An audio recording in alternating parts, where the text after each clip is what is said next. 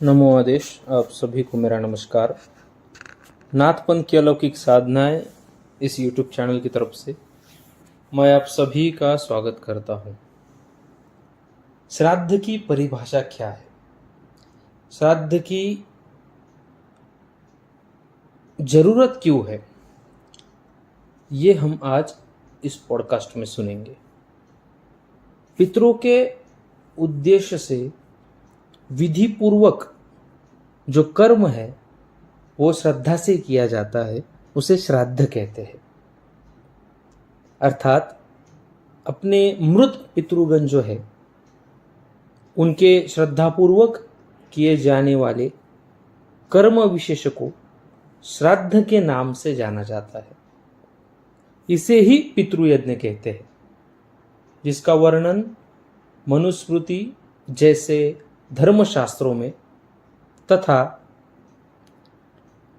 वीर मित्रोदय, श्राद्ध कल्पता, श्राद्ध तत्व, पितृदायिता आदि अनेक ग्रंथों में प्राप्त होता है।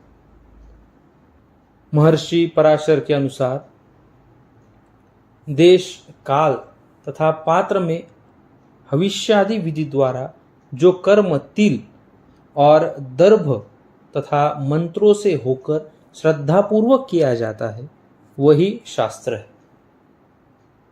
जो प्राणी विधि पूर्वक शांत मन होकर श्रद्धा करता है वह सभी पापों से रहित होकर, मुक्त होकर संसार के चक्र में नहीं आता।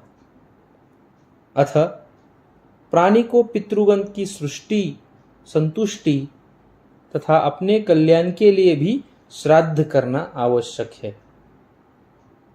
इस संसार में श्राद्ध करने वाले के लिए श्राद्ध से श्रेष्ठ अन्य कोई कल्याणकारी उपाय नहीं है। बुद्धिमान पुरुष को यत्नपूर्वक श्राद्ध करना चाहिए। श्राद्ध अपने अनुष्ठाता की आयु को भी बढ़ाता है, पुत्र प्रदान कर कुल परंपरा को अक्षुण्ण रखता है, धन धान्य का अंबार लगा देता है, शरीर में बल का, पौरुष का संचार करता है, पुष्टि प्रदान करता है और यश का विस्तार करते हुए सभी प्रकार के सुख प्रदान करता है। इस प्रकार श्राद्ध संसारिक जीवन को तो सुखमय बनाता ही है, परलोक को भी सुधारता है और अंत में मुक्ति भी प्रदान करता है।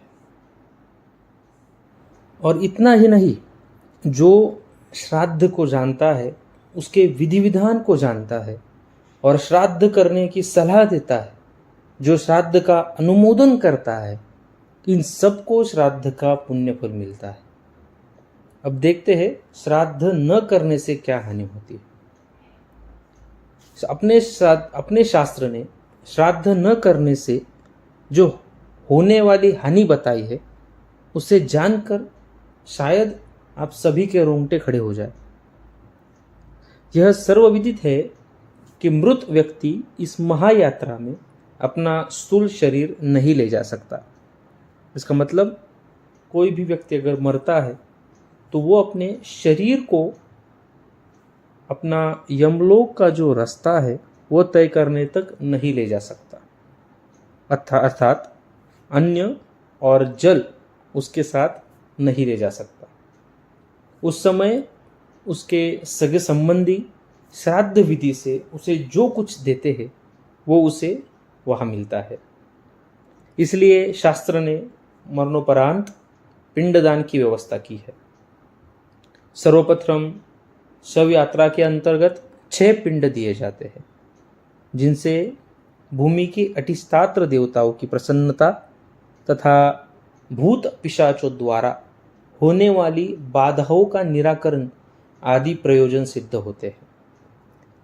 देखिए, समझने वाली बात है कि जैसे ही शरीर से आत्मा निकलता है, उस वक्त जहाँ हम उस शरीर को रखते हैं जिसमें आत्मा नहीं है, जो शरीर मरा हुआ है, वहाँ की भूमि के जो अधिष्ठात्र देव है उनको प्रसन्न करना आवश्यक है क्योंकि वो शरीर अब उनके ऊपर रखा गया है।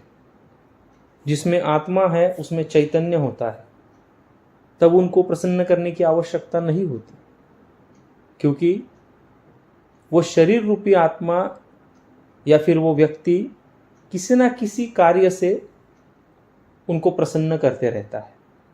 लेकिन मरने के बाद वो कार्य नहीं कर सकता, इसलिए जिस भूमि पर हम उस शरीर को रखते हैं उस भूमि को प्रसन्न करना आवश्यक है, उसके वहाँ के जो देवता है उनको प्रसन्न करना आवश्यक है। उसके बाद भूत पिशाच द्वारा होने वाली बाधा, मतलब जैसे ही कोई मरता है उसके निकट जो भी आसपास भूत है, प्रेत है, पिशाच है, जो प्रेत योनि को प्राप्त हुए हैं, वो सभी उस आत्मा के पीछे लग जाते हैं जिसने अभी शरीर को छोड़ा है, उसे प्राप्त करने के लिए, उसको अपना गुलाम बनाने के लिए। इसलिए जो बाधा होती है भूत पिशाचों द्वारा, उनका निराकरण करने के लिए इस पिंड को रखते हैं। इसके साथ ही दशगात्र में दिए जाने वाले 10 पिंडों के द्वारा उस जीव को अतिवाहक सूक्ष्म शरीर की प्राप्ति होती है, जिससे उस जीव की यमलोक तक की यात्रा सफल होती है। उसको उस महायात्रा के दौरान उस रास्ते के अंदर भोजन, जल आदि की आवश्यकता पड़ती है, और वो सभी उस आत्मा को इस पिंडदान से प्राप्त होता है। और अगर सगी संबंधी पुत्र वो नहीं देते हैं तो वो भूख प्यास से